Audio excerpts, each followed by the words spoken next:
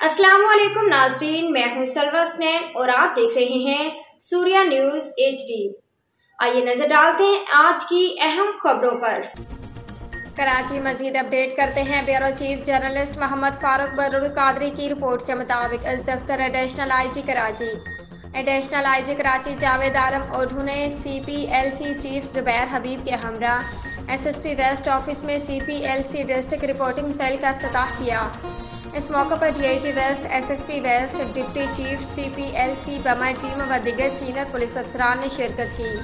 तकरीब का आगाज़ पर चीफ CPLC ने अदारे से मुतल्लिक तफसीली ब्रीफिंग की और पुलिस और CPLC के मुश्तरका खिदमात को सराहा और पुलिस चीफ के अमन व अमान के लिए बेहतरीन खिदमात पर खराज तहसीन पेश किया।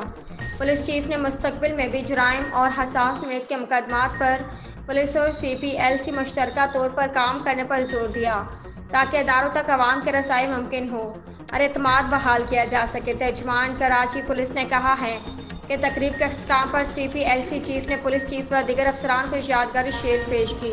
आज के लिए इतना ही। मजीद खबरों और अपडेट्स के लिए देखते रहिए सूर्या न्यूज़ HD।